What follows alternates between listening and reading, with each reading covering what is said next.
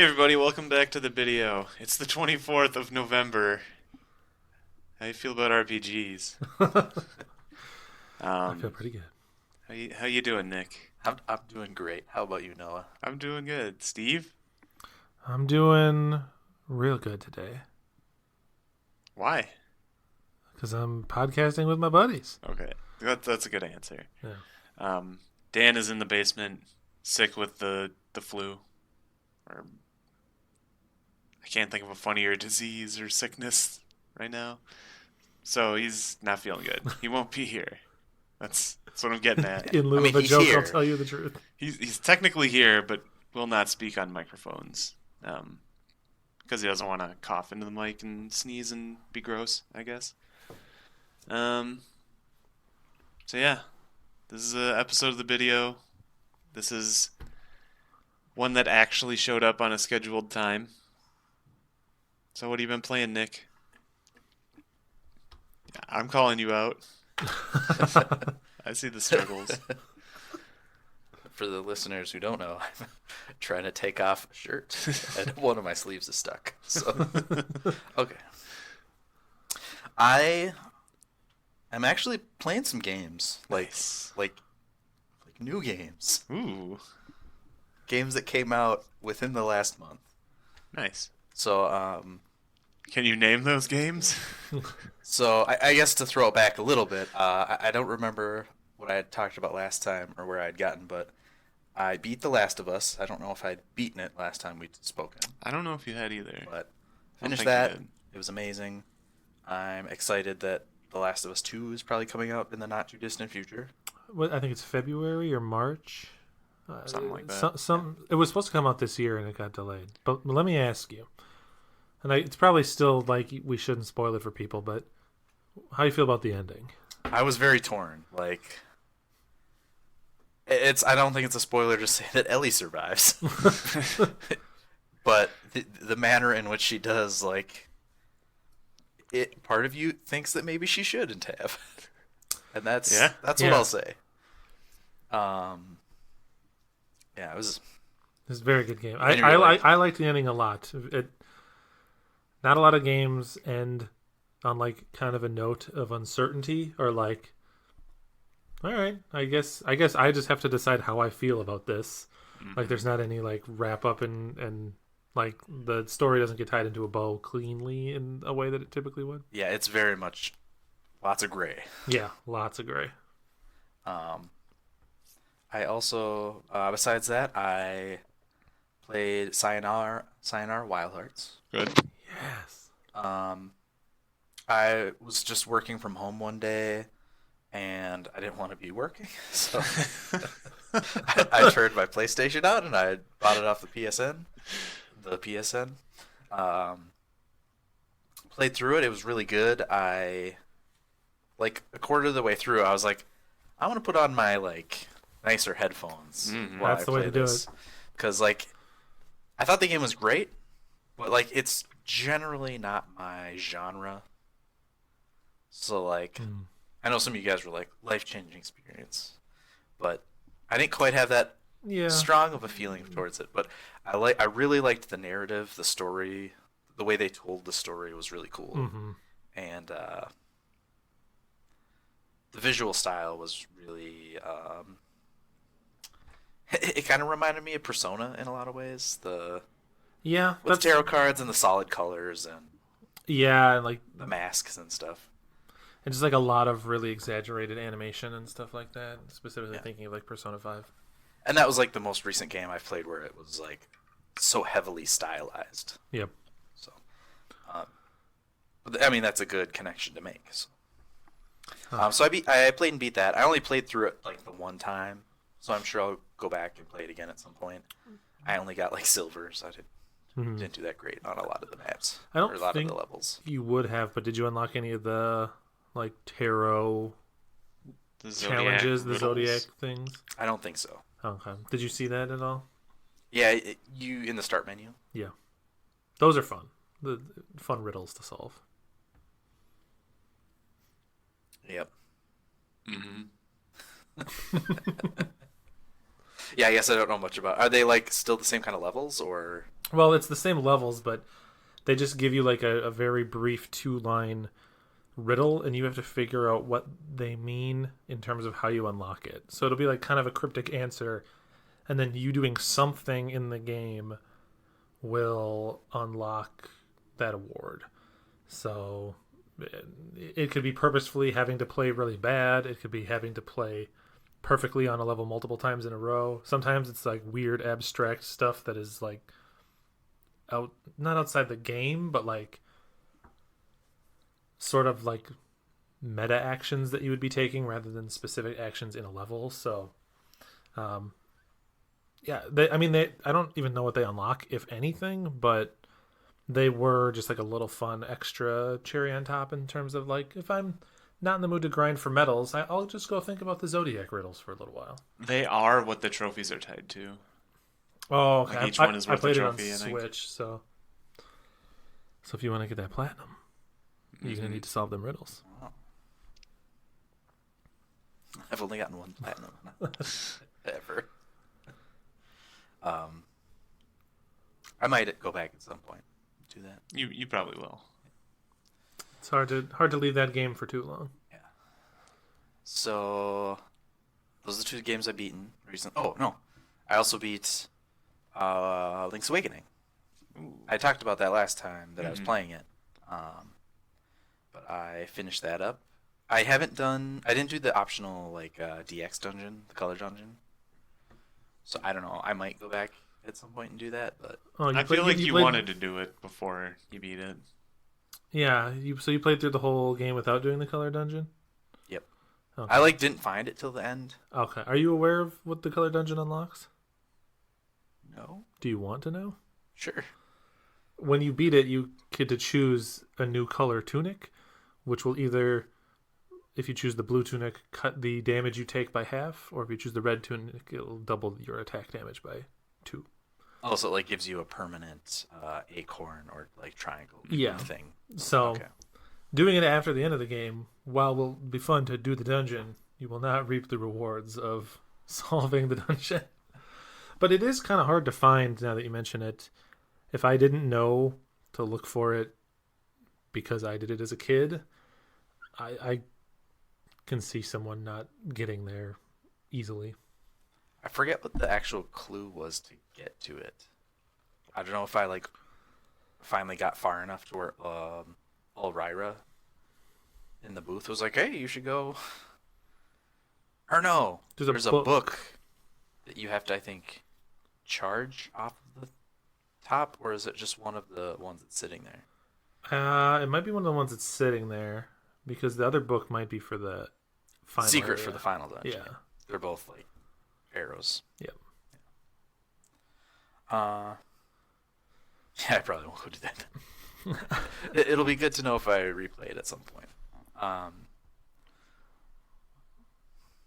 But I think I kind of mentioned last time that the game's very cute and it's like got fun, cheerful music, and it's the songs you know and love. But so such a charm. In fact, that game and a couple others is why I will probably propose that come Game of the Year time that we have a best remake or remaster category. Yeah, because I feel like there's a couple games this year that fit very nicely. There's definitely more than one. Yeah.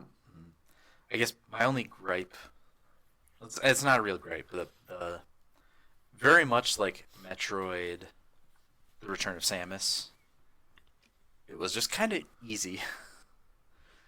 Yeah, you remember it as being bigger when you were a kid than when you go back and play it now. So you as an adult for the first time. Yeah, and I didn't play either of them when I was a kid, like on the Game Boy, because I didn't have like a lot of Game Boy games, just a few.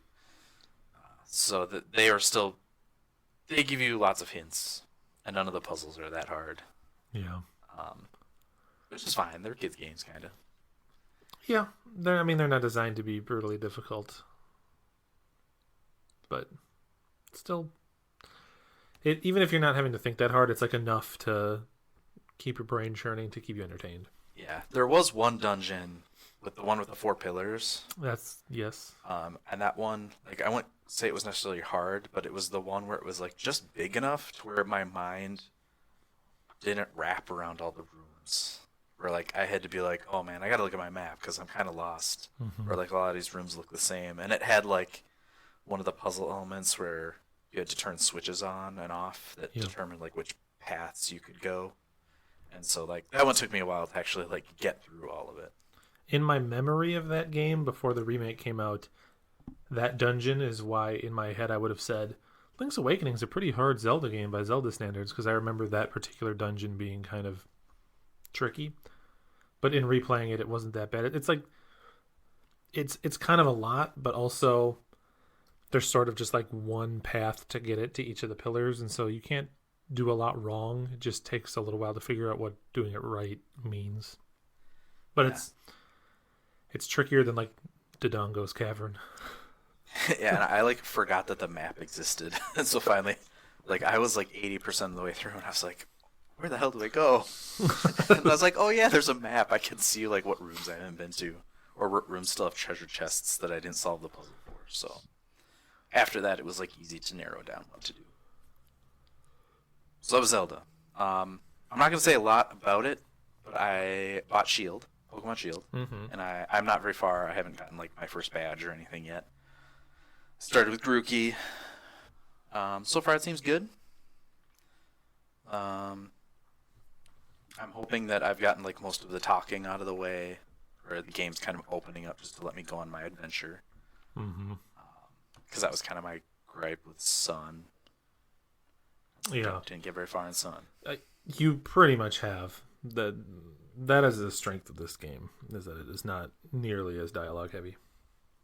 Yeah, so that's been good. And then besides that, I'm also playing through Death Stranding, the new Hideo Kojima game. How is it? Yeah, tell me your experience. So far, it's been very cinematic, because Hideo Kojima. But you know, there's parts where you're like kind of just sitting watching dialogue happen for a good like look at your watch and be like, oh, it's been a half an hour. I haven't played. And when you do play, it was just like you walking from point A to point B, because that's so far the game kind of is. But the game's very like looks really nice. And I haven't gotten far enough into the game where like I've really gotten to the core mechanics of it yet. Okay. I think I just got to the point where, again, they kind of open things up and give you your kind of main quest. Okay. Like, it's go to this place. It's really far away, and you figure out how to get there. So I've gotten through all my like little tutorial missions, essentially. How long have you put into the game so far? An hour, maybe? Oh, okay. Hour and a half. Maybe a little longer, just because of the actual like cinemas and stuff, or the cutscenes. Okay. It's kind of a lot of things are left unexplained to me right now, which makes sense. So there's a lot of things that are like, whoa, this game is weird. A lot of like weird imagery. I don't want to go too far into it, just so that people can go experience it themselves. But there's like babies in people's mouths.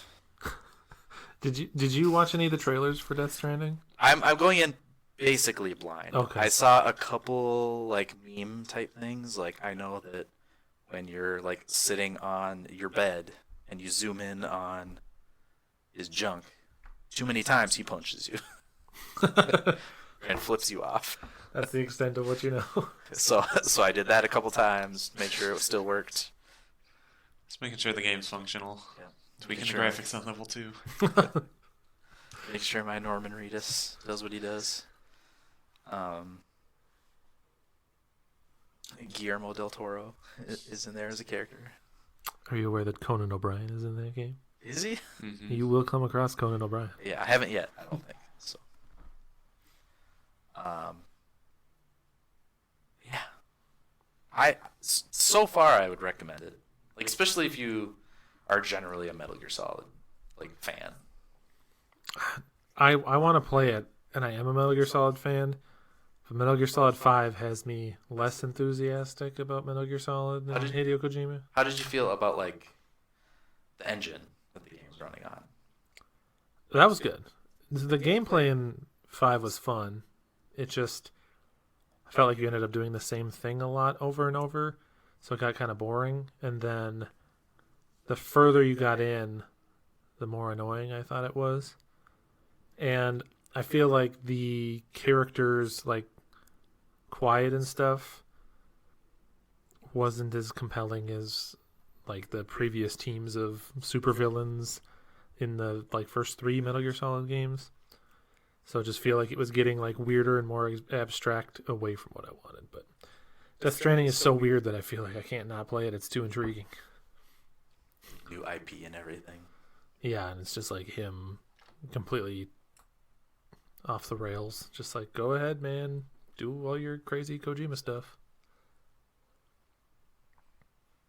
Nice. Yeah. What else you been playing? Nick, you might have played more than me this week. I think you're gonna win most games played for the first time in video history. I think just maybe like once or twice this week, I sat down and played WoW with you guys, but I think that's it. Yeah. Yeah, that's slowed down a little bit, but still fun. Still enjoyable. Did some questing. They added PvP now, so questing is a little more dangerous, a little more fun. Last time we played, I got excited and I ganked some guy 2 or 3 times, and then he called all his friends in, and then they killed us for like an hour and a half. So we ended up just having to leave and not finish our quest there. But it's like, I'm fine with that. This is the authentic MMO experience, is you're a jerk to someone and then someone else is a jerk to you. And you just hand it back and forth. Yeah. And we got to, like, there was a guy who was he was probably a good 5 levels higher than us. Yep. But that's not enough to just fight a whole team. It's not. Of people who have, like, a tank, a healer, and a DPS, so. Didn't help that when they all showed up the first time that you were AFK. I had just gotten back. And so, like, I did not have time to react. And you're all disoriented. Yeah. It was tragic. But if that's all you've been playing, what about Noah? You don't get to decide who goes. He gets to decide who goes. Okay, Nick, who do you want to talk about their games? All right, so What you got, Noah? I played a little bit of Apex, as discussed earlier. As discussed in the previous 23 podcasts. I was Apex. I was Joe Wade. Joe Wade's doing good. There was a stretch for a little bit. There was like a week where I would log in to Apex, hopeful that Joe Wade had a good day, because there were a few days where he was having no antics, zero tolerance on my bullshit. Like, we're all just playing the game, but Joe Wade wants to, like, take the victory. He wants to, like, chase it. So Pat and I would just, like, play the game normally, and then he would erupt in anger, and I'd be like, no, don't ruin Apex for me. That's weird because I don't really, like, know what an angry Joe Wade actually, like, what that constitutes, but it constitutes him trying to reinforce his opinion with more opinions that he considers fact. And just being really loud and negative about it. We call that a boom opinion. Yeah, those are boom opinions, all right. But he's been good, so everything's better in Apextopia. Just been doing my dailies. I've been playing Gibraltar more. The fat dude with the big shield. He isn't the worst character anymore. Maybe. But who is the worst character? It might be Caustic. And then maybe Bloodhound, and then maybe Gibraltar. Is Caustic the, like, gas bombs guy? Yep. The only reason he's rated so low is because, like, his gas obstructs your friend's vision and slows him down too. So it's kind of crap. Let me type that into my old game list here. We'll just call it Apex. I beat Outer Worlds. I saw you were playing it today, Steve. I was, yes. Yeah. How close do you think you are to beating it? Well, maybe you can spoiler-free tell me. So, I have all 6 of my companions, Right. and right now, well, see, I don't know if it'll follow the same story as you. Did you deal with the iconoclasts at all? And Yes. MSI? Those like Iconoclast, MSI, and one more, right? in so I got a story mission to go to like a radio tower. And Yes. there's a bunch of like interference in the signals, Yep. and then I have to work with these 2 groups to have them stop jamming the signal, basically. Right. And I'm doing the quest for doing a quest for one of them to like get in their good graces and give them an alternative to signal jamming or the broadcasting, basically. So Okay. I've done that. There are like 3 options that can end.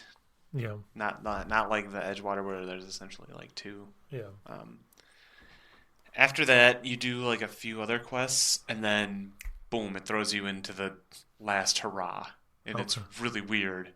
Really abrupt. And it could be just the way I handled stuff, where I went a certain amount towards the board section, and then I hard cut it off. Like I killed the quest giver and like Wow. went negative or whatever on their end.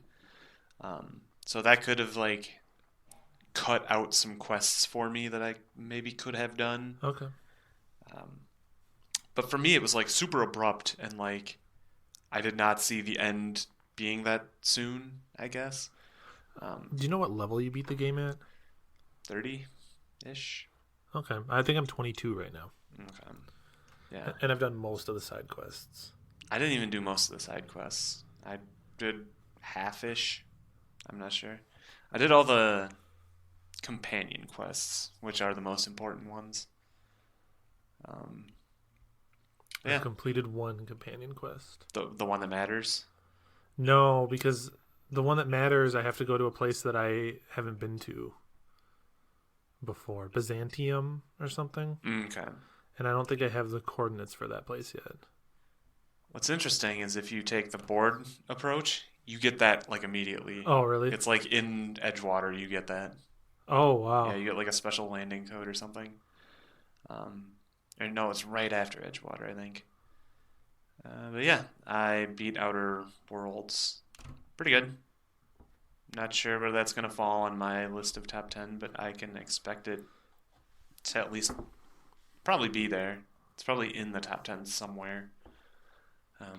Not to spoil too much of that.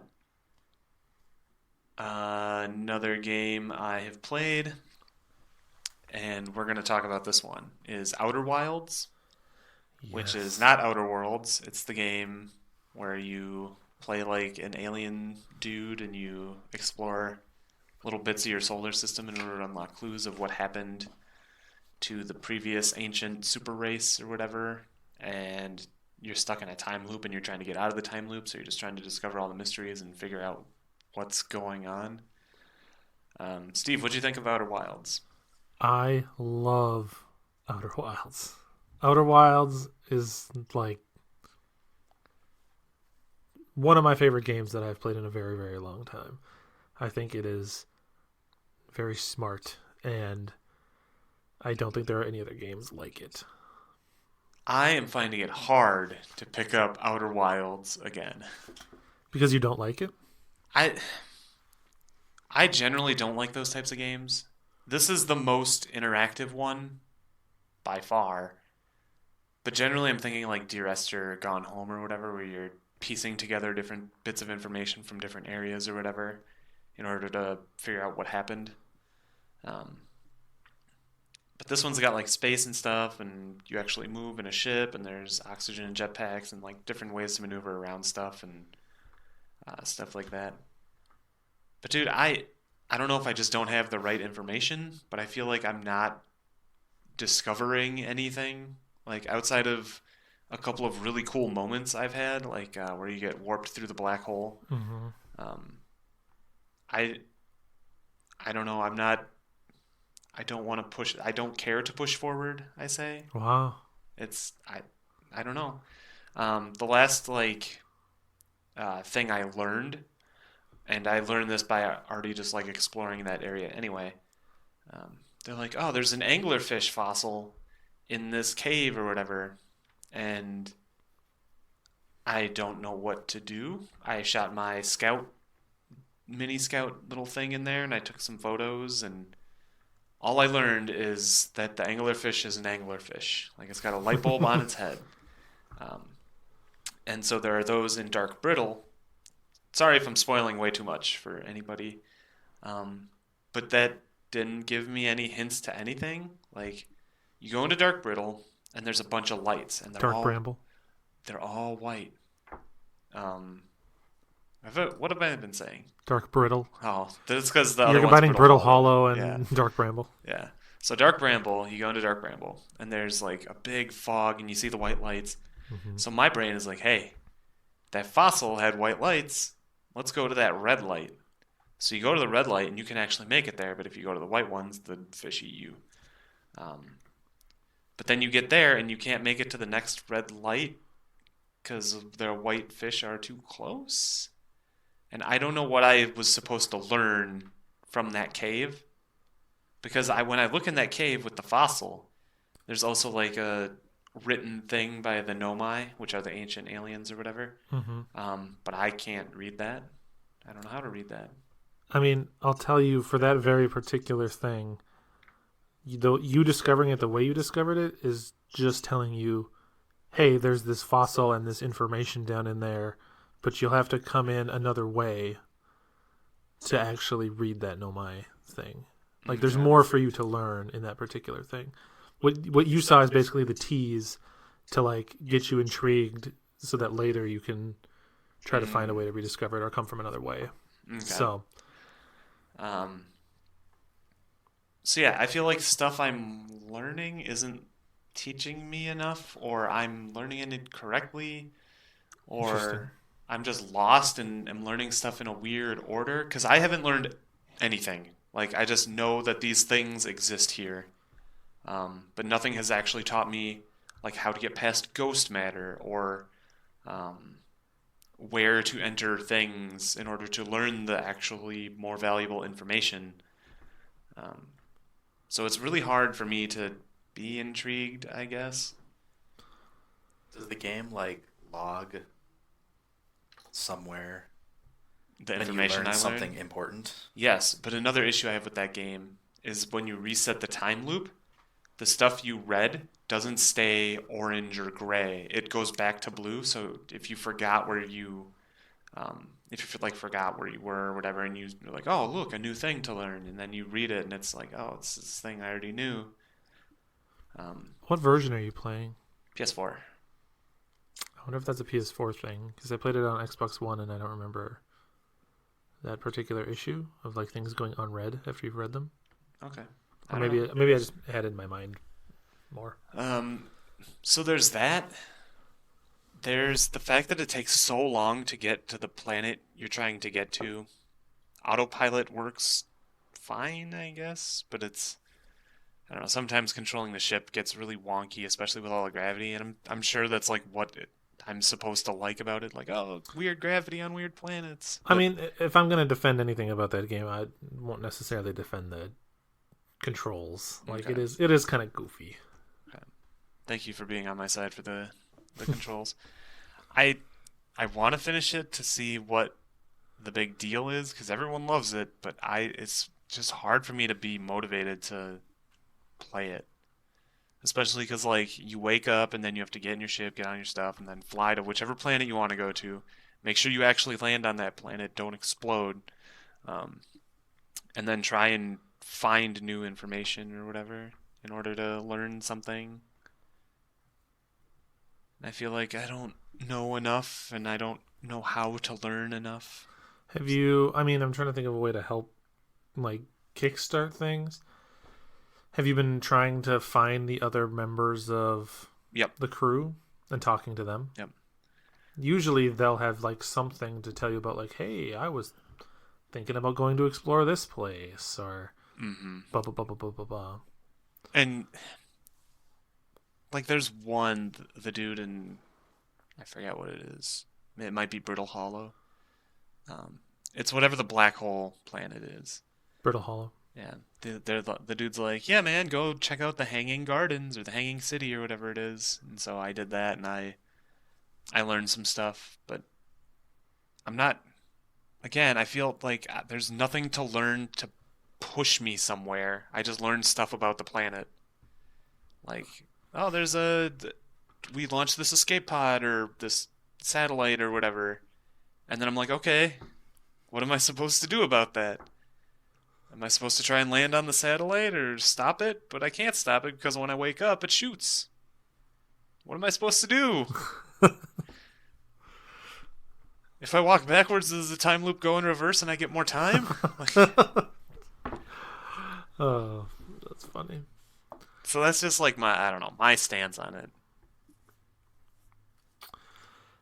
I mean, part of the appeal of that game for me was all the little exploration and like learning what happened to the different groups of people there. But I mean, maybe it is just like your mileage may vary. If you're not finding the right information, it will probably feel like you're not discovering anything. Or like there are some times where even when they give you information, you still have to do a bit of a logical deduction to like figure stuff out. And so there were a couple of things where even though I had basically found everything the game had to tell me about a subject, I still had to like in my brain figure out what exactly I needed to do. Okay. I don't know that you're at that point, but have you explored all the planets? I've been to every. I think there's like this weird space station circling the sun I haven't been to. I crashed into a comet. That didn't. I got nothing from that one. I just crashed into a comet. Did you crash into it like you died? No, I hit it and then like. Yes, but not immediately. I crashed into it and like my ship launched an escape pod or whatever, and then I just flew out. And it's like I'm not recovering from this. How do I just die? But if I quit on the main menu, it ends everything I've learned. Like, you're done, man. We're not going to restart you. You have to start over and do the story stuff again in order to, like, fly again. And your ship won't remember anything. That's in that case, that's when you just start burning fuel so that then you burn oxygen. That's all you can do. I feel like, I don't know, maybe it's the time limit that's bugging me about the game, where I would maybe like to more leisurely discover the stuff. But I always feel like, all right, we got only so much time. We're flying to this planet today. So we fly to that planet, and then it starts filling up with sand by the time I reach the place I want to learn. I'm like, oh, I'm not going to learn anything here. And then the day's over and restart. I mean, it can be frustrating when there are things that happen at a very specific time in the loop. If you don't make it to the loop at that time, because then it's like, this is literally like a 15-minute mistake I just had, because now I have to find a way to kill myself, let the loop restart, get there, and then wait for the time again. So that can be frustrating. And there were a couple times where I was getting kind of frustrated with that too, but yeah, I don't know. I mean, I hope you stick it out, because I think that game is incredible, but I also, you can't force someone to play something they're not having fun with. So I know I should just give it a better shot or something. Maybe once I do learn something critical, it'll propel me forward throughout everything, and I'll be wanting to play it more. It's just like, I don't know. Nothing has grabbed me. Like it's fine so far. People's games of the year, I think it's fine. It's gonna be contentious. It might be. If you push for top 10 number 1 Outer Wilds this year, I might fight you. On our list? Yeah. Okay.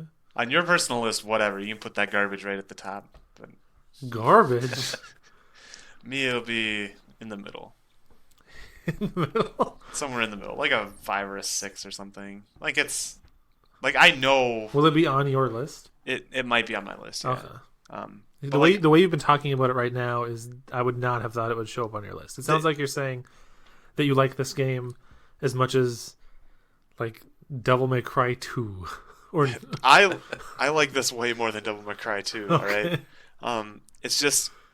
I just feel like I haven't hit the notes that this game needs me to hit in order to have a good time. And there is a little bit of like a momentum thing where once, like, I couldn't tell you the exact moment that it happened for me, but Could you tell me like the planet obviously, it happened on? obviously, information leads to more information. Mm-hmm. So it's sort of like once you kind of get deep enough down one path, you start like springboarding, like boom, boom, boom, boom, boom. Snowball. Yeah, I mean, I don't know where specifically you should go look without spoiling, but I bet if we were like looking at the log that your ship keeps of all the mysteries, and I saw like what your question marks were, I would be able to nudge you towards certain spots. Okay. Like, I'd still rather do it myself. It's just, Yeah. I don't know. That's enough about Outer Wilds, Yeah. I think. I'll play some more a different I time. absolutely love that game. So I bought a video game 2 days ago. Yes, 2 days. 2 yesterdays ago. Yeah. Okay. I don't know why we had to like motion and be quiet about that. I bought the Division 2. What? $15 on the PS4 All right right. now. It came out this year, so that could be a top 10 game of the year. There you go. Um, I feel like I'll hear what you have to say about it. no, please, by all means. The way you're talking about it is very much like, oh, I guess it'll be in the top 10.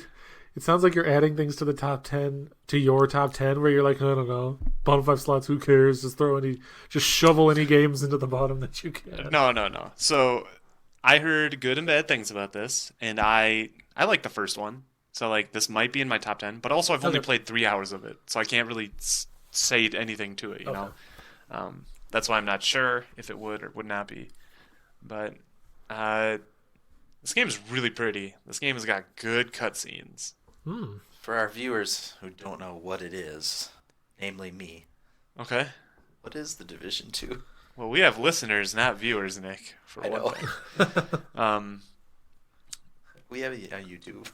So true, but it's also just audio and like a picture of like a wave file or something. So the Division 1 is like a third-person shooter, like a cover shooter, you know. Okay. And essentially this disease went by because everyone was touching money, you know, to pass it on or whatever, and it went through, and it's called like the dollar flu or something. Killed like millions of people. So the city shut down, and there's this super secret agency called the Division. And so you're only called to action like in dire straits, and so you go do stuff there. You like protect the city and you try to solve the dollar flu problem. In the second one, I never finished the first one. I got like really far and I just stopped, I guess. In the second one, the city's worse off somehow, and you're in the White House. I don't remember where the first one took place, but this one, your home base is the White House.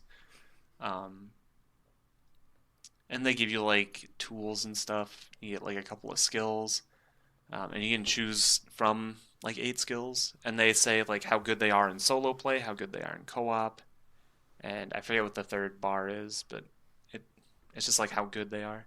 So I picked a turret and seeker mines because they were good for solo, and that's what I'm playing so far.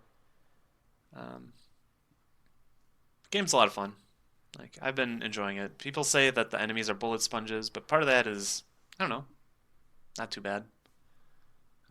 It could be worse later on when enemies start getting shields and stuff or something like that, but I'm only like 3 hours in. Story's really good. The game looks really good. And I like the like modern digital aesthetic of the whole thing. So like if you mark something on your GPS map, well, you go into your map and it's like a 3D model, you know, and then you mark something and you exit out of that menu, and there'll be like a like yellow arrow that points you down which streets you should just go, like right in front of you, which is super nice. Like you can just follow that arrow and it works out really well, pretty much all the time. Yeah, I'm not too far into it. Like I played it so that I could say I played it. Mostly I just was like, I wanted to play this and it's $15. I'm gonna get it. So if you're thinking about getting it, it's $15 until the 27th, I think, something like that. Um, yeah. Um, Another game I played a little bit of is the Contra collection, which is not a very good collection, I think. Um, so it has the original NES Contra. It has the arcade version of the NES Contra, which is just arcade Contra. And then it has Japanese Famicom Contra. So it has three of the same type of game. It has Contra Hardcore, and it has Probotector, which I think is Japanese Hardcore. Probotector, I know, was also the name, I think. I don't know. I think was the name in PAL regions. Oh, that could be it too. So out of like the 10 games it has, 5 of them are all like the same-ish game. But it has Super C, the Alien Wars, and I'm sure there are a couple others. But like, I don't know. I've been playing some Contra. It's not bad. Sounds like an alright collection. I mean, you're getting like the first 4 U.S. release Contras. True, but also 3 of the game are the same game. That kind of bugs me. They should be toggleable or something, you know? Oh, sure. And then like have another game. I don't know. I played before you guys showed up today because it was like it's a good way to burn 10 minutes. Oh yeah. Like a Contra game is not going to suck up like 8 hours of your day. I think nope. I've been playing Wild Arms 2. I lied. I'm not done. Wild Arms 2 sucks. It's also good. I don't know. Are you talking big because Dan's not here? No. So the game has like an interesting setting and interesting characters, and like the story isn't like the overall story isn't too bad. I just finished disc 1 last night. It's like the idea of like a Wild West but with satellites and stuff going around. Seems cool. Like there's space stuff, but it's mostly the Wild West cowboy stuff. Kind of like Outlaw Star or maybe Trigun or something like that. And that part's really cool. And the combat is weird. So there's like an adrenaline system, and it's called FP. I forget what the F means. Probably like fancy points. But yeah, right. Yeah. Yep, that's right. Okay. And then you start with the same, like out of 100, you start with the same amount that your level is. So if you're level 20, you start with 20 FP, which is a weird system to do. Okay. And every time you do damage, you get FP. Every time you take damage, you get FP, and that's how you use your skills and stuff. And that's weird. It's interesting. I can't tell if it's good or bad. But it's definitely weird. The bad of the game, Nick, since you asked, is the translations are really weird sometimes. Like when I was talking about, it was probably either last time or 2 times ago, when I was talking about Liz and Ard, the 2 characters that just show up and are worthless, like Salt and Pepper or whatever, Salt and Pepper. Like they just continually show up, but then what happens is they have like their jokes are obviously Japanese jokes, but they just translate them word for word into English. So you're left with a lot of like, I'm not sure what this means type of deal. And if any of the jokes were wordplay, like that definitely probably doesn't come through. Yeah. It just destroys what comedy there would have been. So there's a lot of that, and there's a lot of like. So when you translate Japanese, I think a lot of translators are taking like liberties to get more motion across or something. Because like I don't know how languages work, but they don't have the exact words as we do. So in some places like translators have to take liberties to be like, "Oh, you bastard," not like you not good guy, you know what I mean? So that's what I'm thinking happens here. But it's also like simplified. Like right before I escaped this ship, everyone's like, "We need to come back together we should promise each other this. And so that was like the text box I saw. And then they all went in their thing, and 4 of them made it, and they said, "We promised we were all going to be here. Why does one always have to break their promise?" Like, okay, that's Japanese into English. So that part I don't think is very good. Another part is there was a point where I had to find the 4 Diablo pillars in order to block energy from the Heimdall Gazo. So, or maybe it was just the Heimgazo, which is a super ship. The Diablo pillars each had energy, providing ship energy to the ship. Yeah. And so there's this cool mechanic in the game where you can call your home base, and they'll be like, "All right, you should probably do this next. This is probably next in the story." And one of them was like, "All right, the 4 Diablo pillars. There's one by this town. There's one by this town. There's one I don't know how to get to, man. It's on this island, but it's up, so you can't get to that. Sorry, guy. And then there's one over here." So you go to each town, you talk to the people, and they're like, I don't know. It's like south. Go there. And so you go there. And one of the clues was it's surrounded by capes and one island.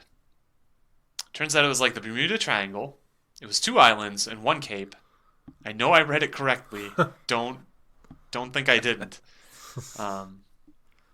And I just lucked out into finding it because like I have a little radar now that lets me see hidden objects on the map. So I just hit square and it reveals. So I revealed that thing. That sucked. And the other one that I don't know how to get to, man. You have to go on the opposite end of the world, and you have to go to a town that you kind of went to once. You go north, and you find a set of hidden ruins north of that town, and then you just have to get through that town, and it teleports you over to the other end of the world to get through that. But nobody told me anything about that. I googled a walkthrough for this problem. It was a bad time. Normally, you're like, you would talk because they're like, it's north of this town, so you talk into that town to people in that town, and they give you nothing. I have no idea how you were supposed to know to go over to those ruins on the other end of the world, and you get teleported over there. Did the walkthrough mention that at all? No, it just said you go to the Okay. the ruins of Archheim or whatever, and you just get through, and eventually you teleport over there. So it's like, what? How was I supposed to know? You're just supposed to explore everything. I think that's what they wanted, because I got that radar and the ability to reveal stuff on the world. So maybe I was supposed to explore everywhere in the world and just naturally find it. I don't know. That game is ass sometimes, and other times it's fine. Like I'm just enjoying myself. But I was frustrated yesterday. But that's it. I'm sick of talking. Steve, tell me your games. I don't know that I have that many games this time. Since we last recorded, I think I had mentioned that I was playing Control, although I don't think that I had beaten it at the time. So I went back and played more Control. Did you beat it? And I beat it. Actually got the Platinum, which in Control is not that hard of a Platinum. If you like do all the side quests, which isn't a lot, there's probably like 15 side quests total. You'll pretty much get every trophy as long as you were somewhat diligent in exploring and you did the side quests, other than one. There's a trophy to get to unlock every ability in the game. And if you do all the main story and all the side quests, you don't unlock enough ability points to unlock every skill. And so if you want that, you also have to go exploring and find these hidden locations is what they're called. And it's just like, there's like 20 or so rooms that are pretty well hidden throughout the oldest house that give you a skill point when you find them. So I played that and finished it up. Control was awesome. I don't remember what exactly I spoke to on the last podcast, but it is a very fun, very sort of sci-fi paranormal type game. Does it play like something else? Yeah, so it's made by Remedy. So they made Max Payne and Alan Wake. So it plays like a third-person action game with some paranormal abilities, like the ability to throw stuff telekinetically and stuff like that. The gameplay itself is fine. I think it's decent to start, and then it builds into something a lot better as you get further into the game, because as you start to unlock more of the paranormal powers, you start having more tools to play around with and things, and so the combat fills out a little more because you start being able to like zip around and like throw people around and like use different abilities in combination with one another rather than just like awkwardly stand behind a pillar and shoot in a game with no cover system. So it got better as time went on. But like the weird stuff you discover, all of the like paranormal mysteries that you're coming across as you go, just stay interesting the entire game through. So Control was very, very fun. I was a big fan. As we get closer to the end of the year and I try to like squeeze in more of these games that I wanted to play, more and more games come up where I'm like, well, dang, that could be in my top 10. So at one point in the year, I thought like, it's going to be kind of hard to make a full list of 10. And now I definitely feel like It's gonna be hard. it's going to be hard to, It's gonna be hard to cull. Like, it's not going to be hard to pick the top 5, but it is going to be hard. I'm going to have to make some hard cuts towards the bottom. I played a little more Outer Worlds, as you alluded to. I really just finished up some more side quests and stuff, but Outer Worlds is still good. But the big game that I played, and the one that I've been playing the most of, is Pokemon Sword. Yeah, you guys ever heard of Pokemon? Only Shield. I've only heard of Shield. Okay, Sword is actually a companion game to Pokemon Shield. Very similar. No, so this is the 8th gen of Pokemon games now. And it's 8, right? It's not 9? I don't know. I think it's 8. And I'll be honest, after Sun and Moon, I was like, I don't know if I'm going to keep like reliably playing every generation of Pokemon anymore. Like, I grew up with the series, I love it to death, and I just felt like it was slowly getting away from what I liked.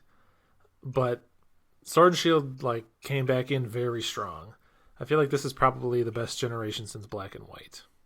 And it's because I think what a lot of other people might consider a problem with this game, I consider a strength, is that this feels like Pokemon stripped down and like a lot of the crap removed, because the game does not spend a ton of time tutorializing. You can actually skip through the tutorials if you want to.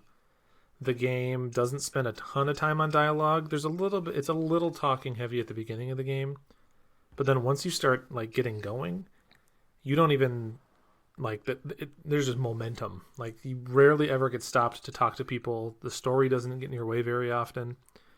I think I was saying this to you at some point, Nick, but there are times in the story where events will happen in the world, and that in any other Pokemon game, something would happen and be like, oh, I gotta go investigate that with my Pokemon, and you'd go do some side tangent off in a power plant somewhere or in some research facility. In this game, they don't even have you go do that stuff. Something will happen, some event somewhere, and the other adults will be like, you're a kid, you're doing the gym challenge, just keep fighting gym leaders, we'll go investigate the research facility, and we'll let you know how it went. And then you don't go there. You just get to go fighting gym leaders again. So the pace of the game is like really good, really consistent. And it really just has a little bit of front loading. So it's fun because you spend more time playing it and less time just reading story that you don't care about. Question. Yeah. So, like, going to those kinds of places are fun? Like, I'm, like, going all the way back to Blue and Red. Red and Blue. Yeah. So, like, in those games, like, there was a power plant, there was a research facility, and they were either just, like, on your way somewhere, or they were just, like, a place you could go that was, like, kind of optional, right? Like, you really only went to the power plant so you could get Zapdos. Yeah. Does this game still have, like, things where they hint that this place exists, can go later, but you don't have to. Like, it's not part of the story. It's possible, but I'm inclined to say no. I mean, this game doesn't even have HMs anymore. I think they've been gone for like a generation or two. Well, like, not just HMs, but like they in previous generations they went from moves your Pokemon had to like items that you had, and now there's like not even those. Like, you get the ability to fast travel, which I guess is fly, and you get the ability to surf. But like, there's no strength equivalent, there's no cut equivalent, nothing. Calling it surfing is very generous. Have you seen what it is? Yes. Yeah, because in Sun and Moon they would give you the like whistles or whatever. So like you can call a Lapras and that lets you surf, and you call a Charizard and that lets you fly around. No, in this game a lot of that stuff is gone, and it's not like a Pokemon's ability anymore. So I mean, that does make the game feel a lot smaller in scope, actually, because it's sort of like go down a route, do a gym challenge. Go down a route, do a gym challenge. It's a little more like repetitive in that way. But I think that all of those areas are like brief enough where you do some interesting stuff, you see some interesting Pokemon, and then you're on to the next area. So you always just kind of feel like you're moving forward and having fun. I also like how the gyms are set up in this game. In this generation's world, the gym challenge seems to be sort of like a formal competition. Like, kids enroll into it, and it seems like they go around to all the gyms across all the cities and try to beat the gym challenge. And it's like a big televised event. So when you go into a gym, there'll be like a specific challenge laid out in front of you for you to get to the leader of that gym. That is like, rather than just be like, oh, look, it's a little maze that you have to figure out how to walk through and skip the 2 trainers that you can skip battling. It's like actually a mini game or something that you have to play through and do. And then the gym fight is like big soccer arena, tons of fans in the stands type battles. So I think that it feels more, I don't know why I care, but it's like more believable. It's like more authentic in a weird way. It removes some of that weird, like, disassociation from the other games. But as you get through all the different gyms and stuff, the story does sort of just, like, wrap up very quickly. But then there's post-game stuff that I ended up starting to do, too. So, yeah, it's a fun game. The new Pokemon, I think, are fine. People always complain about new Pokemon in every generation. Everyone always says, like, they lost their creativity this generation. There's a Pokemon that's a set of keys. There's a Pokemon that's just a ghost sword. That was in the first generation. Yeah, it's been like that forever. This Pokemon is a caterpillar named Caterpie.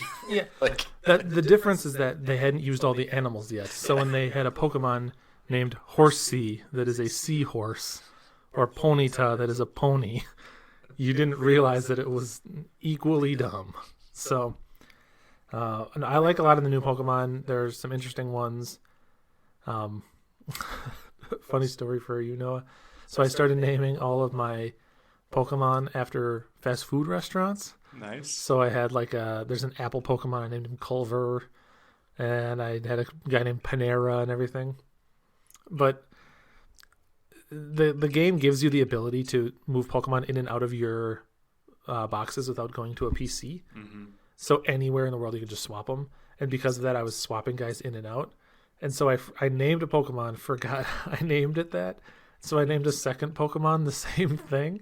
So in my final party, I had 2 Pokemon, both named Hardee's. So it'd be like, Hardee's fainted. Blink sends out Hardee's. So that made me feel kind of dumb. I like Hardee's. Hardee's is good. It was very well represented in my final team. how did the name Raider feel about Hardee's? He was like, this is a fantastic name. The Pokemon loves it. He would not let me rename it. He was too happy with it. So, the music in this game is really good. I think it looks pretty fun. Looks pretty good. The wild area, which is like the new kind of open world area, is pretty fun. Is it just the one area? It is, but it spans like half of the size of the world map. Okay. I mean, that speaks just as much to how small the world is as it does to how large the area is. But it is just the one big area that's split up into like subsections. What were your thoughts on Dynamax?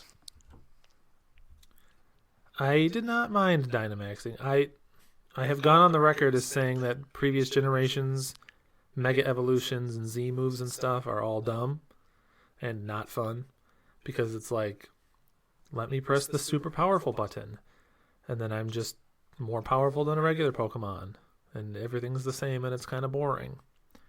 That's still kind of a problem for Dynamax, but one, you can't Dynamax everywhere. You can only Dynamax in certain spots in the world, which is usually like gym battles and then certain landmarks. And you can only Dynamax like for a couple of turns. So I didn't use a lot of Dynamaxing, and when I did, I never felt like it was breaking the game in the same way. So if we're going to have this like bonus mechanic in a Pokemon game, Dynamaxing is probably the best one. Yeah, if it's like limited in scope somehow, like I'd be cool with it. Like I was always thinking like when what was the original one? I'm blanking, like the Mega Evolutions. Yeah. I always felt like that would have been much better if it was a gauge that filled up, like a limit break or something in Final Fantasy. Like that would have made a lot more sense. Like granted, you still would have gamed the system and just built your bar up before a gym leader battle. Like, kind of getting around that, but it still would have felt less like you had to do it every time. Because like once you get it, you can just do it every battle. Got my Mega Charizard. Yep. You don't do it in every battle in this game, and you don't feel like you have to. Even if you never Dynamax, like a non-Dynamaxed Pokemon can still beat a Dynamaxed Pokemon.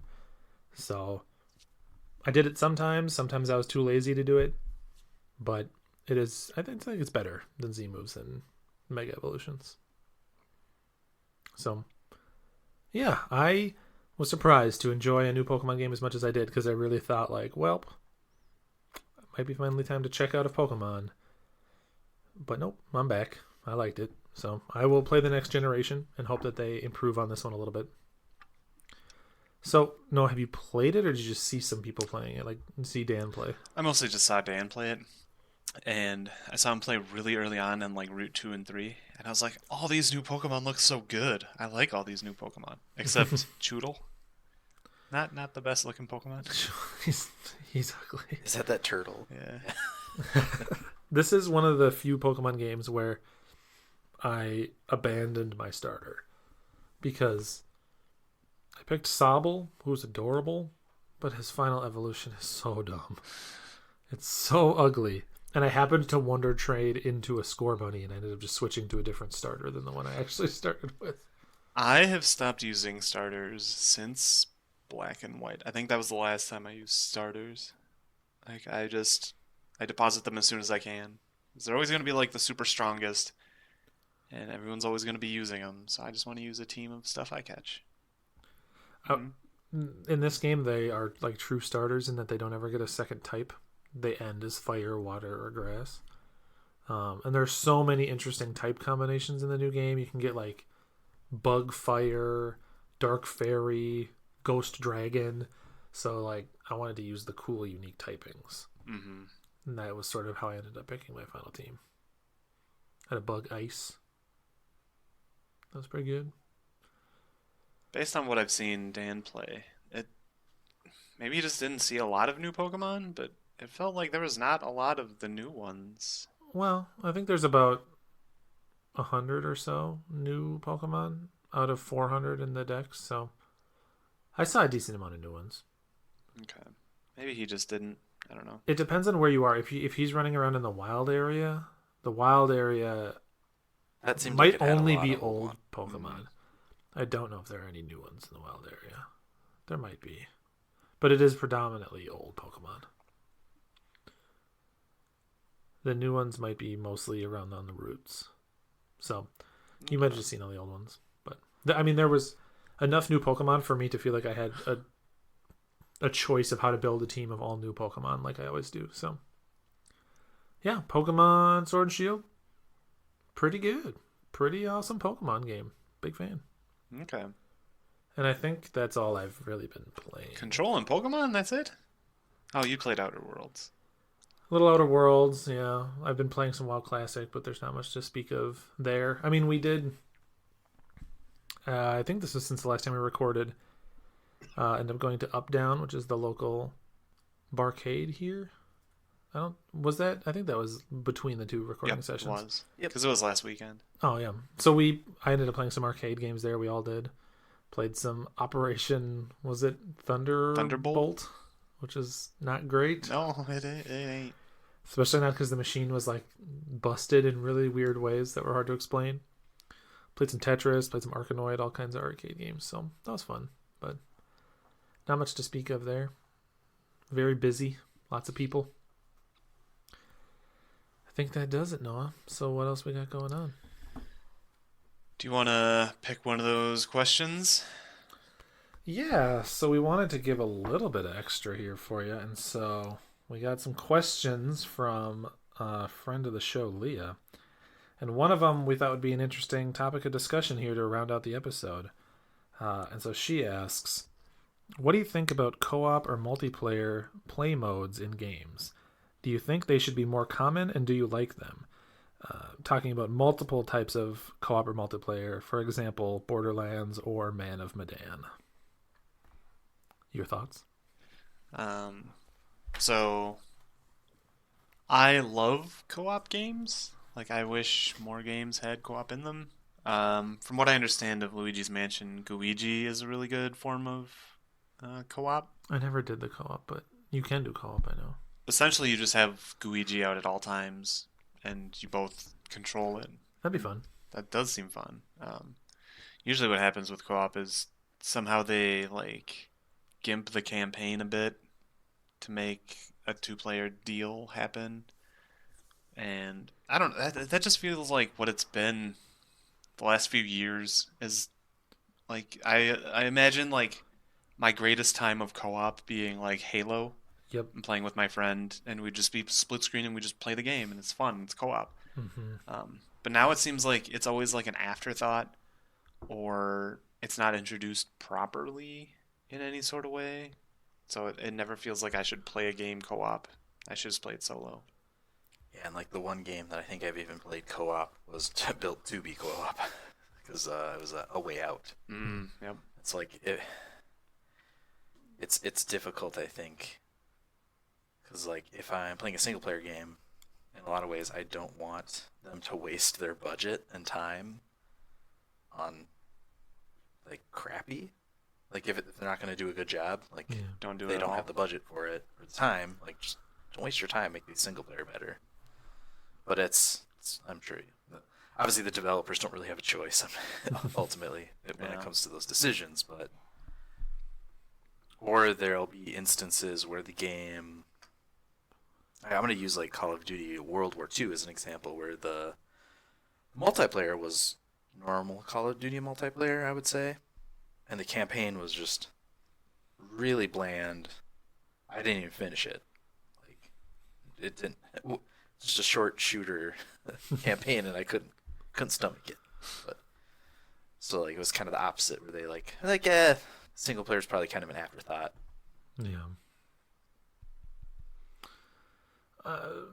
When it comes to co-op, I feel like a good co-op experience is like almost unrivaled in games. Like if you can do co-op with someone and it's set up to be really fun co-op, that's like amazing. The problem is that there's so many times where the co-op ends up being a disappointment because it's either like a subset of the levels of a game or it's like this weird extra mode that is like horde type modes, which I don't really get into. Like I don't like horde mode that much in Gears, which I know a lot of people really like. When I want to play co-op, I want to essentially be playing the single player game with another person. Maybe more enemies or higher difficulty or something to even it out, right? Yeah, exactly. So specifically for co-op, that's what I'm always looking for, and it's hard to find. I think Way Out was pretty fun. That was fun mostly because it was co-op. Yep. And we've fought very hard on a number of gamer weekends to find good co-op games with mixed success. So I wish there were more, and I do think that they used to do it more. It used to just be you play the campaign together, and now you don't. Yeah. But Do you think that's because they're taking a more online approach? yeah, they just assume that people are playing online, that you don't need to have split screen in your room anymore. And I mean, my ideal co-op is still 2 separate consoles, 2 separate TVs next to each other, both playing the full game, not split screen. But It's like ideal, but at the same time, like TV real estate has never been more abundant. yeah, exactly. I'm complaining about split screening when both halves of the TV are bigger than the TV I used to split screen on. So I've just become like a complainer. But yeah, I mean, I'm always intrigued when I hear a game is going to either be focused on co-op or have a strong co-op mode. Mm-hmm. But then also, it can be hard to find time to get people together to play co-op too. True, but it feels like we have run out of options more than we have. You know what I mean? Like, we are always searching for a co-op game on Gamer Weekend where maybe there just would not be one. Yeah. We go through your game room and we go through all these games and you pull out like 4 that are co-op and like 2 of them don't have great co-op, so we're stuck with the other 2. Yeah. So The trick, I think my desire for co-op, when I think of co-op, I'm mostly thinking of shooters, but it doesn't have to be that way. right. Because like some platformers and stuff can have co-op, but there are certain genres that do co-op better than others. The big one that I'm thinking of is like side-scrolling beat 'em ups, Mm-hmm. and that just happens to be a genre that is like not one of my favorite genres. Not that I dislike it, but I don't get nearly as into side-scrolling beat 'em ups as I do like RPGs or rhythm games or horror games. So when we go through and look for all the co-op games in the game room and be like, what do we want to play today? And 3/4 of our options are beat 'em ups. It's like, well, if I'm not in the mood for a beat 'em up, I really don't have any choices here. Mm-hmm.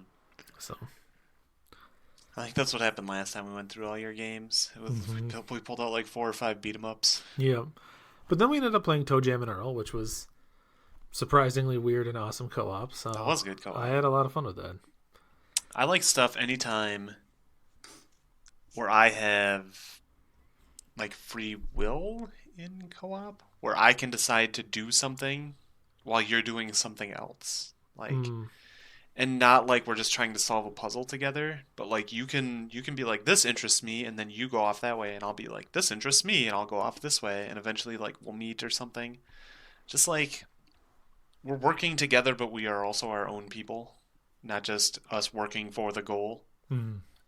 And it's not like the screen trying to keep you on the same. Right. The game trying to keep you on the same screen. Like in a perfect world, we go separately, and then it does like the weird cut where the screen splits, and we just get our own cameras. Yeah. But part of the question too, in addition to co-op, was other types of multiplayer being in games. So,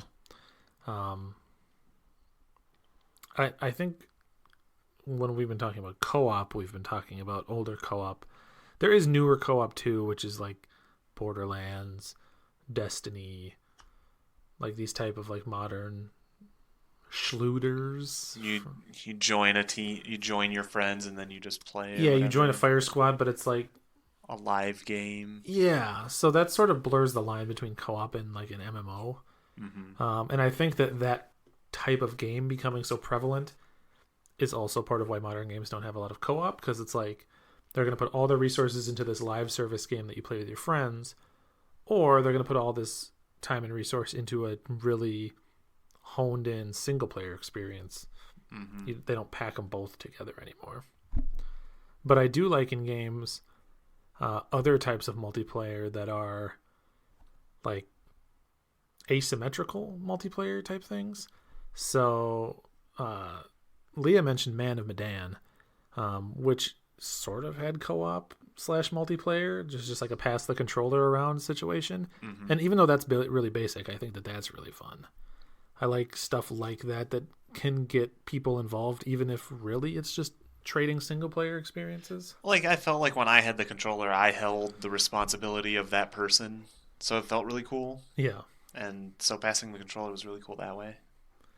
And you do end up feeling, for better or worse, you feel differently about it than you would if it was single player, because the repercussions of your actions in that game affect other people, not just your playthrough. If you make a mistake, you're not going to be like, oh, well, I'll figure that out later. Well, Fliss is dead for me, so I better use these other guys. Yep. You have to say, I can't believe I just prevented my friend from playing anymore. Like, I just really messed that up. I'm sorry, Joe Wade. I didn't mean to take the boat.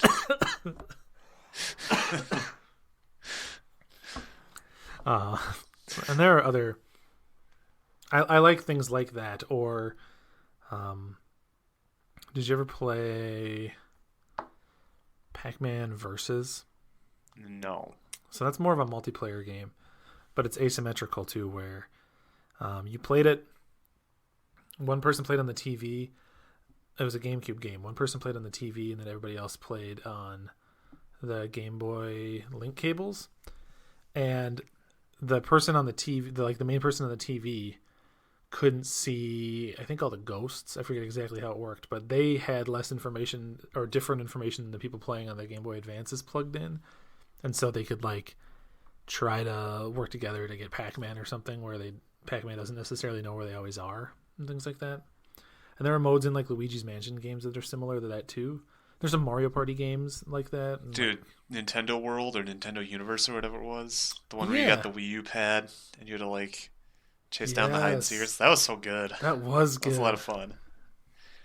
Was it Nintendo Land? Was it Nintendo Land? Oh, that Something was like that. fun. Was there that That wasn't co-op though. The one where you have to defuse the bomb? Yes. Yeah. That was an interesting multiplayer experience. Yeah. And yeah, that's not co-op, but I would put that closer to co-op than I would competitive online multiplayer in a weird way, because it feels more like social with your friends than just hopping into a lobby of whatever multiplayer game. Games like that are cool, where you get your information and everyone else gets their own information. You have to work against each other or whatever to try and do something. Mm-hmm. I feel like the Wii U was set up to be perfect for that, because one person always had the gamepad. But I feel like there's been a lot of those types of games, either Mario Party games or others, that do asymmetrical stuff that I really liked. So, the most important co-op game was Crystal Chronicles that we beat. We beat that game. Steve and I beat that game. It was not easy. No, but we did it. Who had to carry the chalice? I don't know. I feel like it was mostly Dylan, right? It might have been. Noah made his brother. Poor Dylan. Yeah. How much of that did he play? Did he play it all? I can't remember, because it a little blurs together with Four Swords, which we also played right after. Which we beat. Or did we play 3 players mostly, and the fourth was just carrying the chalice? I don't know. Doesn't matter. We beat that game. Yeah, that game got beat. We beat it. We beat that game. So when you think of your all-time favorite co-op games, you mentioned Halo. Are there any others that are standout co-op that you wish more games were like these days? That one is the standout, what I think of co-op, because that was my first introduction to playing a game with another human being. That's pretty much just the same game. Goof Troop is really good co-op. That was good. I don't know. Because also when I think of co-op, I tend to think more shooters than anything else. Huh. I don't really know. Halo's a big one for me. I think of Perfect Dark. Contra. Contra's a big one too, yeah. Stardew Valley co-op is actually really good. I didn't know I had co-op. So Also, you should play Stardew Valley. But I did buy the Android app. oh, it's so good. It goes so well for that. Um, so the multiplayer is I think it's actually online and not local, but you get one person who is the farmer, and then they can build a small shack for another person to live on their farm. Um, and then you guys just go about doing whatever you feel like doing. You share money, but like if you want to buy crops and plant some crops, you can do that for your day. Or you can have one dude take care of animals and one dude do the mining or stuff like that. You just get to play Stardew Valley the way you want to play it, and your friend's gonna do the same thing. It's just your farmhand. Yeah, just your farmhand. Like they wake up at the same time. You can't go to sleep until they're in their bed, um, and it's just really cool. You can have multiple wives. Like that dude will marry Nick, and this dude will marry Steve or whatever. It's really cool. I want to go back to playing it, but I have to wait for Ben to come back. He hasn't been an online gamer in a while. So it's kind of sad. What you looking up? So I was thinking of what some of my favorite co-op games were, and I pulled up a list of stuff to remind me. Another one of the asymmetrical ones that I couldn't remember was Keep Talking and Nobody Explodes. Yeah, that one's good. That's another really good asymmetrical one. But that one's really good in VR. It's so good. But some of the very fun co-op games, Diablo, obviously. Oh, yeah. Diablo is a big one. Especially Diablo 2. Games like that are good, too. Like actually, Dungeon Diablo Hunter. 1, we played a good amount of Diablo 1, too. Yeah. I don't remember how much co-op we did in Diablo 1. Yeah, I don't remember. But yeah, games like that, like Dark Alliance. Oh, Torchlight. Dark Alliance. Yep. Dark Alliance is a big one. Did you guys ever play through the Portal 2 co-op campaign? No. Yeah? I don't remember if I did or not. I think I remember watching you and Joe Wade play through that. Somebody? Yeah, I played through it, I think, a couple times. Ooh, I got one. Gauntlet. Ooh, that is a fun one. I am not good at that game. That's fine. Somebody hoards the potions and food in their jerks. Gauntlet Dark Legacy? Or just Gauntlet? I don't remember. Okay. I remember Gauntlet Dark Legacy, but That's probably the one where it's more 3D. Dark Alliance is probably the game I played co-op the most, other than Halo. Because I played through Dark Alliance with like 4 different people.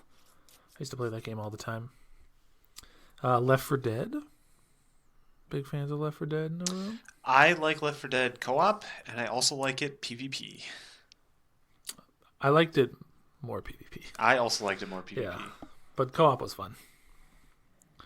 What else we got here? Overcooked.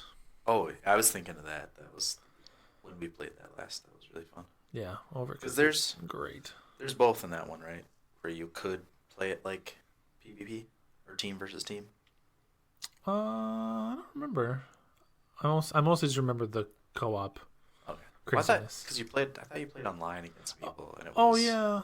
There was like online multiplayer, right, where you and a couple other people would have to like produce more of something for points. Yeah. Yep. That was a ton of fun. Did the Splinter Cell games have a co-op? Yes. One of them definitely did. And it was amazing, apparently. I don't remember which one it was. The co-op multiplayer was amazing in that game. It was 2v2. Yeah, Spies versus Mercs was super fun. Yeah. Oof. That was... We can have if we ever have like a online gaming memories episode, I will talk in great detail about Splinter Cell, Pandora Tomorrow. What other common co-op games are out there? Resident Evil 5. That game's not that good, I don't think. Castle Crashers is fun if you're in the mood for beat 'em ups. That's one of the better ones out there, I would say. You can also play Alien Hominid co-op. Oh, that's a fun game. That's a really fun game. It seems like all the big ones, other than like Gears and Halo, which are, I think, obvious choices. Mm-hmm. Borderlands, where I only played the first Borderlands for any real amount of time. I played a little bit of 2, and then I also bought it for VR, and I haven't played it in a long time. Mm-hmm. There hasn't been a lot of space for VR stuff. Yeah. But yeah. I don't know if you have any other thoughts, but I think in general, I love co-op games and I wish there were more of them. But I think that the industry has developed more towards splitting them out into their own genre. It's really sad because I was thinking about, like, for Game of the Year, we would have, like, best mechanic or best use of a mechanic or whatever. And when I think of best use of mechanic, I think best use of co-op is a very strong, like, way to handle it. Yeah. Like, when you do co-op right, you get mad points from me. Yeah, me too. That's why I liked A Way Out, even though it may have not been great at some points. I just liked playing, doing my thing while my brother did his thing, and trying to solve puzzles ourselves and do stuff. Yeah, that would have been a very middling single-player game that was made much better by co-op. Yep. Do we have anything else for the day? Any final thoughts? Just trying to squeeze in the last games that I want to play in the next month so that we can, in a couple of podcasts, talk Game of the Year. It's a busy So time. what are you trying to squeeze in right now? What games do you want to get done before? There's some games I want to finish. Yeah. So I want to finish Outer Worlds. I want to finish Indivisible. I want to go back and finish Judgment. And then I want to play... The big ones that I haven't played yet are Plague Tale Innocence, Death Stranding, and Jedi Fallen Order. Okay. Those are the ones that I would like to try to get to. I don't know if I'll be able to get through all of them by the end of the year. We'll see. I might... I'm not sure what order I want between Death Stranding and Jedi Fallen Order. Because I think I'm more intrigued to play Jedi Fallen Order, but since you're playing Death Stranding, Nick, I would like to play Death Stranding so that we can talk about it. / I know that there are some like online elements where you can share stuff with your friends. So it's probably better to be playing while you're playing. So we'll see. Yeah. Nick, do you have any games you're going to try and fit in for the Game of the Year? I'm kind of slow, just generally. So I definitely want to try to make sure I finish Death Stranding and Pokemon. And ideally, I'd like to fit in one other game that's from this year. Not sure what yet, because Okay. I have a whole backlog from the years to choose from. Because I think like Sayonara Wild Hearts, Death Stranding, Pokemon, and like Link's Awakening are like the only games I've actually played that came out this year. So All right. I'd like to get more in, so I can have at least 5 games. Right, up To to contribute to the top 10. What about you, Noah? I want to play Death Stranding. Let's talk about that. So I have like this weird negative bias towards Death Stranding, and I'm not sure why.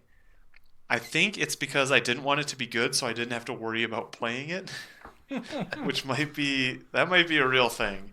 But every time I hear about it, I hear like, oh, you just take a thing from here to there, and you use ladders and ropes, and like that's the whole game. I hear there's not much more game than that, so that's kind of disheartening. But I definitely want to play it for the sake of playing it. I also want to do Star Wars Jedi Fallen Order. What else came out very recently that I didn't play? That you didn't play? Yeah. Pokemon? Yeah, I didn't play Pokemon. I don't have a Switch. Wish I did. Luigi's Mansion? I played Luigi's Oh yeah, Mansion. you did play. I don't know if I need to beat it, but I would like to. You played beat it. enough to have an informed opinion. Yeah. On it. Yeah. What else did come out? Oh, another one that I want to play that I haven't is Concrete Genie in VR. Oh yeah. That's the big one. Vacation Simulator came out. Might make your top 10. Did that come out this year? It did come out this year. I haven't played it yet. Yeah, I haven't either. I should. I should too. But it was $30, and after playing Job Simulator, I was like, there's no way it's worth $30. It was a $15 to $20 max type game. Yeah. Did you play the Resident Evil 2 remake? No, but I didn't plan on it either. Okay, well that's very good.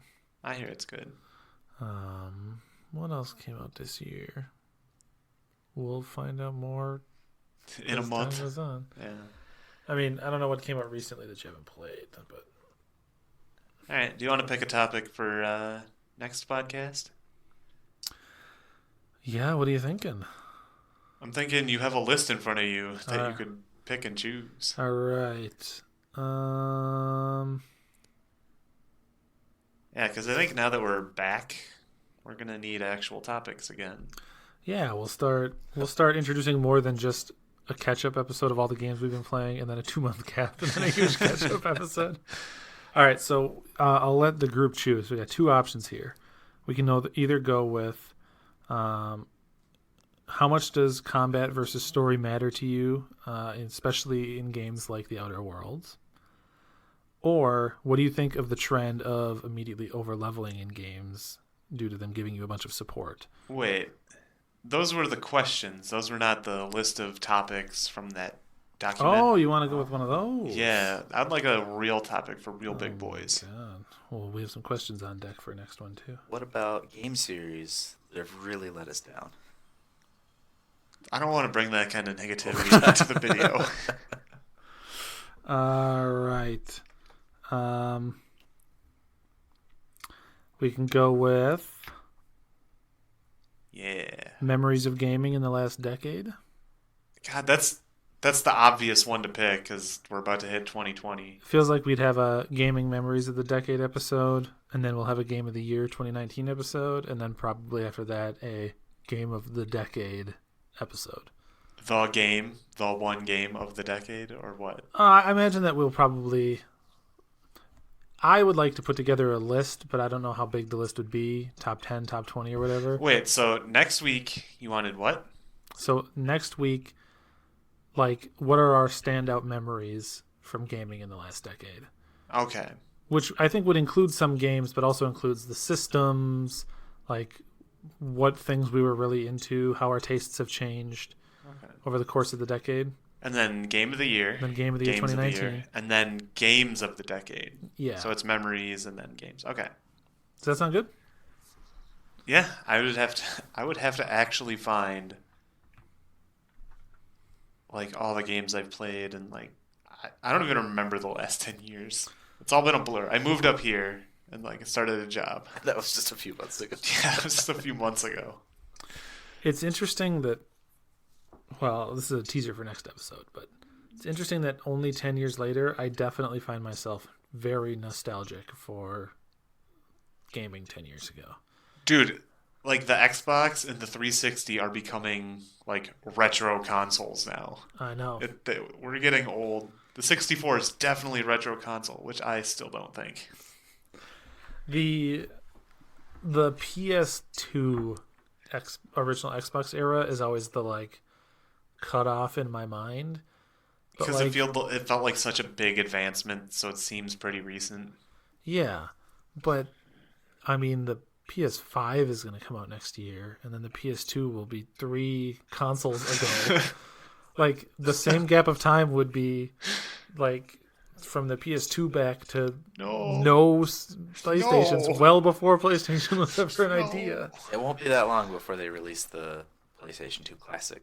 Oh my! Yes, Shut That's up! Loaded so in. true. Oh my god! You got Jack and Daxter loaded in there. Ratchet and Clank, SOCOM. I'll buy that. SOCOM would have made a good co-op game. You're already at a fire team. Anyway. Oh my was god! But yeah, Do we want to bring ourselves down next week? Like, oh, I remember when we did this. I'll talk to you more offline because I don't want to give any more of the episode up for people, but I think there's some good stuff. There's one memory that might not be in the decade. No, it'd have to be in the decade. No, it wouldn't. Oh my god. So the time we can say this because it's not going to spoil the decade. The time you and I met at Brown. Yep. And people brought in Guitar Hero 2. Yeah. Yeah, remember that? That's more than a decade ago. 2006 or 7? That's like 7. Yeah. Ouch. Yeah. I remember going over to a friend's house and playing the original Guitar Hero when it came out, which simultaneously feels like forever ago and also doesn't feel that long ago, I and know. yet it was like half of my life ago. All right, I think that's enough. That's just enough video for the day. If you have any strong memories of gaming over the last decade, so 2010 to 2019, you can email them into the Bideo podcast at gmail.com. It's Bideo with a B, as you should know. The Bideo podcast at gmail.com. Yep. Yes. Yes. Yes. Nick, what did I just say? The Video Podcast at gmail.com. It's the rule of threes. You gotta say things 3 times. You got to say the Bideo podcast at gmail.com. Well, now that's 4 times, and you ruined it. Say it 2 more times. That's 2 sets of 3. We need 3 sets of 3. Oh, no. We'll say more later. Yeah, email us. Yeah, because I'd be curious to hear anybody else's like standout memories. Like, what types of games did you get into? Is there a genre that you get really into for a while, or like, is there a particular game that like was most of what you played for a couple years? Like, we've gone through a lot of changes in the last decade as people and as an industry, so it'll be cool. But yeah, otherwise, anything else before you take us out here, Noah? Nah. See y'all nerds later. Thanks for tuning in.